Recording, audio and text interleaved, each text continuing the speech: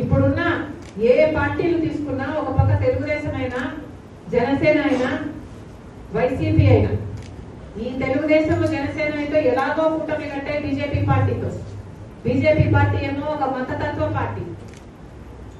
బాయిగా ముస్లిం Hindu బాయిగా Congress party నినాదం అయితే, అదే ముస్లింల మధ్య, హిందువుల మధ్య, లేక క్రిస్టియన్ల మధ్య, హిందువుల మధ్య చిచ్చు పెట్టి ఆ మంటలో చలి కాచుకోవడమే బీజేపీకి తెలిసిన రాజకీయం.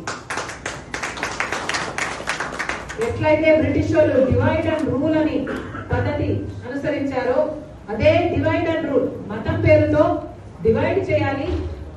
ఏదైనా సరే, రామ మందిర్ అయినా సరే, లేకపోతే ఆర్టికల్ 360 అయినా సరే, లేకపోతే అయోధ్య రామ మందిర్ అయినా సరే, లేక వక్ఫ్ బిల్ అయినా సరే, ఒక గోత్ర అయినా సరే, మణిపూర్ అయినా సరే, ఇదన్నిటికీ కారణం బీజేపీ పార్టీ. మతం పేరుతో చిచ్చు పెట్టారు, ఆ మంటలో వాళ్ళు చలిగాచుకోవాలి. ఇదే బీజేపీ రాజకీయం. కాబట్టి రాజశేఖర రెడ్డి గారు అంతగా వ్యతిరేకించారు. అలాంటి పార్టీతో కూటమి కట్టాయి తెలుగుదేశం పార్టీ, జనసేన. ఆశ్చర్యం లేదు, ఎందుకంటే బహిరంగంగానే వారు ఇది వరకు కూడా కలిసి వెళ్లారు, ఇప్పుడు కూడా కలిసి వెళ్తున్నారు. కానీ ఆశ్చర్యము, విచిత్రము ఏమిటి అంటే, జగన్మోహన్ రెడ్డి గారు మోడీకి దత్తపుత్రుడిగా మారారు. ఏ రాజశేఖర రెడ్డి గారు బీజేపీ పార్టీకి వ్యతిరేకించారో, అదే బీజేపీ పార్టీకి ఈయన అక్రమ సంబంధం పెట్టుకున్నారు, అక్రమ పొత్తు పెట్టుకున్నారని చెప్తారు. ఎందుకంటే కనీసం తెలుగుదేశము, జనసేన బహిరంగంగా ప్రజలకు అర్థమయ్యేటట్టు పొత్తు పెట్టుకుంటే, జగన్మోహన్ రెడ్డి గారేమో అక్రమ పొత్తు పెట్టుకున్నారు, రహస్యంగా పొత్తు పెట్టుకున్నారు. ఇది ఇంకా దారుణం. అది కూడా రాజశేఖర రెడ్డి గారు కొడుకయ్యాడు. కాబట్టి ఇవన్నీ విషయాలు మనం ప్రజల్లోకి తీసుకువెళ్ళాలి. జగన్మోహన్ రెడ్డి గారు, చంద్రబాబు గారు ఇద్దరు ముస్లింలకు, మైనారిటీలకు వ్యతిరేకులే.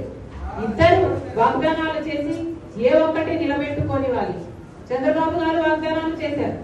5 లక్షల ఉపాధి హామీ అన్నారు ముస్లిం బిడ్డలకు, లేకపోతే 50 ఏళ్లకే పెన్షన్ ఇస్తామని చెప్పారు, లేకపోతే ఎన్నో వాగ్దానాలు ఇలాంటివి చేసి కూడా ముస్లింలకు విస్మరించారు. మరి జగన్మోహన్ రెడ్డి గారు ఏమైనా వాగ్దానాలు నిలబెట్టుకున్నారంటే, ఈయన 45 సంవత్సరాలకే పెన్షన్ ఇస్తారన్నారు.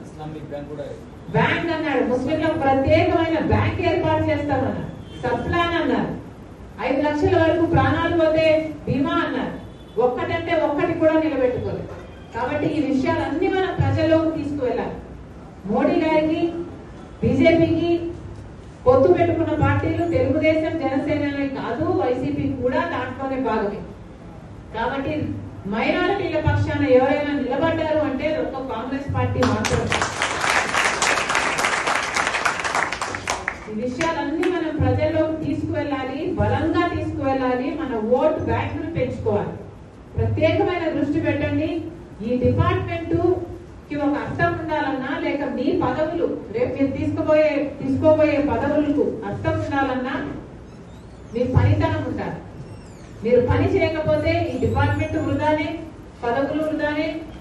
నేను పని చేయకపోయినా, మీరు పని చేయకపోయినా మనం ఉండి పనికిరాని వారంగా ఉండిపోవాలి.